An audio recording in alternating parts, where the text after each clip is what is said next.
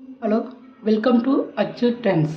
நம்ம இப்போ வந்துங்க பாசிப்பருப்பு, கடலைப்பருப்பு, கலந்தக்காயெல்லாம் போட்டு நம்ம வந்து இட்லிக்கு ஒரு சாம்பார் வைக்கலாங்க. இந்த சாம்பார் ரொம்ப நல்லாயிருக்கும். பாருங்கள், பாசிப்பருப்பு ஒரு சின்ன குழிக்கரண்டி அளவு, கடலைப்பருப்பு ஒரு குழிக்கரண்டி அளவு, 4 பல்லு பூண்டு, நம்ம குக்கர் வச்சுருக்கோம். அதில் கொஞ்சம் எண்ணெய் சேர்த்திடணும். இப்போ மஞ்சத்தூள் கொஞ்சம் சேர்த்து இந்த பருப்பு 3 விசில் வர நம்ம வந்து வேக வச்சு எடுத்துக்கலாம்.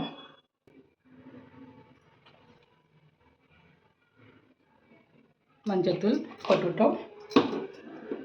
பருப்பு நான் கழுவி இதில் குக்கரில் நான் சேர்த்துக்கிறேங்க. ஒரு 3 விசில் வரட்டும்.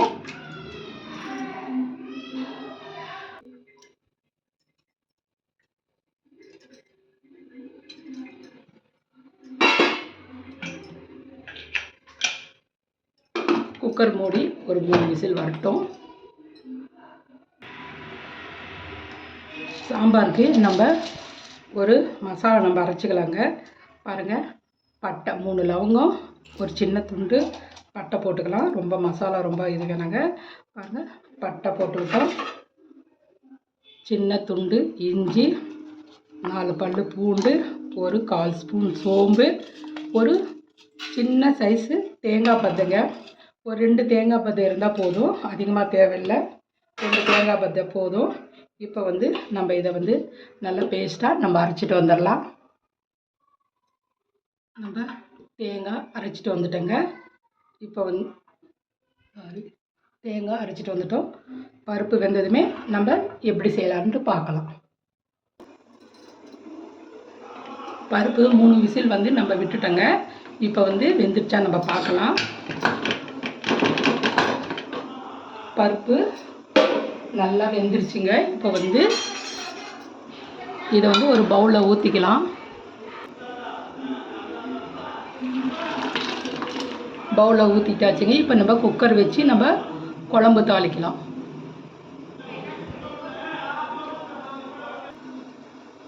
பாருங்கள், குக்கர் வச்சிட்டோம். இப்போ வந்து நம்ம இதில் கொஞ்சம் எண்ணெய் சேர்த்துக்கலாங்க. ஒரு 2-3 ஸ்பூன் எண்ணெய் சேர்த்துக்கிட்டோம். கடுகு, உளுத்தம்பருப்பு கொஞ்சம் போட்டுக்கலாம். சீரகம் கொஞ்சம் போட்டுக்கலாங்க.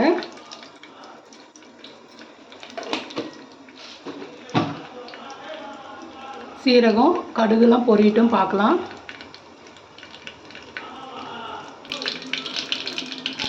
கடுகு உளுத்தம்பருப்பு பொரிஞ்சிருச்சுங்க. இப்போ வந்து நம்ம கருவேப்பிலை சேர்த்துக்கலாம். வெங்காயங்க, நான் வந்து பெரிய வெங்காயம் ஒரு வெங்காயம் வந்து கட் பண்ணி வச்சுருக்கிறேன். வெங்காயம் சேர்த்துக்கலாம். 2 பச்சை மிளகாய், சும்மா 2 வதக்கினா போடுங்க. இப்போ வந்து நம்ம தக்காளியை சேர்த்துக்கலாம். தக்காளியை வதக்கி விட்டுக்கலாம் நல்லா. இதெல்லாம் ரொம்ப வதங்க வேண்டியது இல்லைங்க, சும்மா லைட்டாக வதங்கினா போதும். இதுக்கு காய் பாருங்கள், கேரட்டு, ஒரு கேரட்டு, 2 பீன்ஸு, உருளைக்கிழங்கு, 2 கத்திரிக்காய் எடுத்து வச்சுருக்கேங்க. இப்போ வந்து காயெல்லாம் நம்ம சேர்த்துக்கலாம். 2 வதங்கினோடனே நம்ம வந்து காயெல்லாம் நம்ம சேர்த்துக்கலாம். நம்ம வந்து குக்கரில் விசில் போடுறதுனால எல்லாமே நல்லா குழஞ்சி வெந்துடும். இந்த சாம்பார் ரொம்ப நல்லா இருக்குங்க. சாதத்துக்கு, தோசைக்கு, பூரிக்கு, சப்பாத்திக்கு எல்லாத்துக்குமே நல்லா இருக்குங்க. பருப்பு போட்டு நம்ம மசாலாவும் சேர்க்குறதுனால இது எல்லாத்துக்குமே ரொம்ப நல்லா இருக்குங்க. டேஸ்ட்டாக இருக்கும். காய்கறியெல்லாம் போடுறதுனால ரொம்ப ஹெல்த்தியாக இருக்குங்க. நல்லா இது நல்லா வதக்கிக்கலாங்க. கத்திரிக்காயும் 2 கத்திரிக்காய் இதில் போட்டு நல்லா வதக்கிக்கலாம்.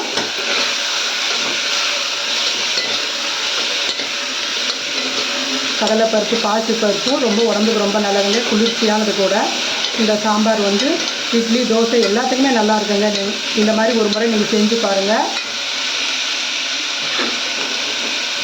இப்போ காய் நல்லா 2 வதங்கிடுச்சு. இப்போ இதில் மசாலா சேர்த்துக்கலாங்க. வந்து காரத்துக்கு மிளகாத்தூள், ஒரு 1/2 ஸ்பூன் மிளகாத்தூள். நம்ம வீட்டில் கரம் மசாலா, கறி மசாலா, சிக்கன் மசாலா எது இருந்தாலும் அது 1 ஸ்பூன் போட்டுக்கோங்க.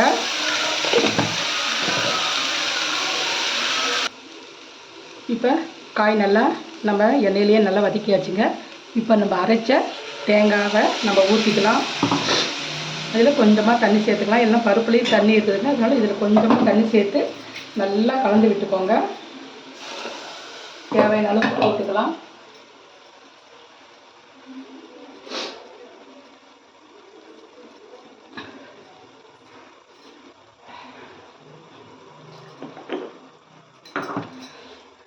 குழம்புக்கு தேவையான அளவு உப்பு போட்டுக்கோங்க.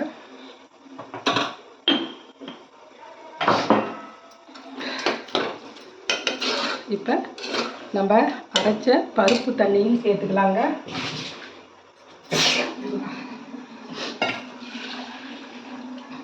கடலைப்பருப்பு, பாசிப்பருப்பு நல்லா வெந்துருச்சுங்க. இந்த அளவுக்கு வெந்தால் போதும். இதெல்லாம் கடைய வேண்டியது இல்லைங்க. நம்ம இப்படியே இதில் சேர்க்கலாம். நல்லா இது கலந்து விட்டுக்கிட்டு நம்ம இந்த பருப்பு தண்ணி இருக்குதுங்க, மிச்சம் இருந்த பருப்பு தண்ணி நம்ம இதிலே சேர்த்துக்கலாம். இது அப்படியே நம்ம ஒரு 3 விசில் விடலாங்க. கேரட்லாம் கொஞ்சம் வேகணும், அதனால் வந்து ஒரு 3 விசில் நம்ம விடலாங்க. இப்போ குக்கர் க்ளோஸ் பண்ணிக்கலாம்.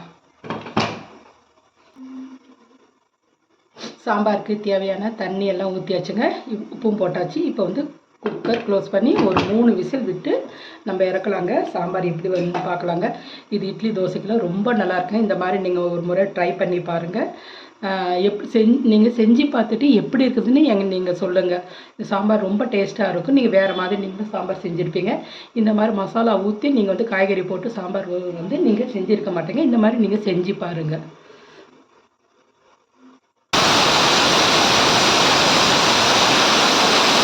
3 விசில் வந்துருச்சுன்னா இப்போ நம்ம ஆஃப் பண்ணிடலாம்.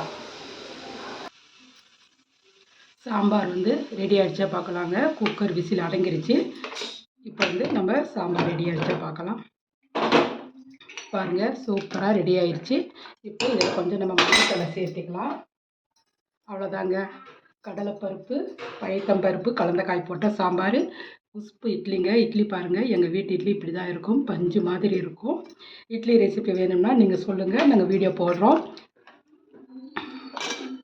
சாம்பார் பாருங்கள், சூப்பராக கடலைப்பருப்பு காய்கறிங்க எல்லாம் போட்டு சாம்பார். இது இட்லி தோசைக்கு எல்லாத்துக்குமே, சாதத்துக்கு கூட இது நல்லா இருக்குங்க. இந்த மாதிரி நீங்கள் செஞ்சு பார்த்துட்டு எப்படி இருக்குன்னு எங்கள் சேனலுக்கு கமெண்ட் பண்ணுங்கள், ஷேர் பண்ணுங்கள், சப்ஸ்கிரைப் பண்ணுங்கள். ஓகே, பாய்.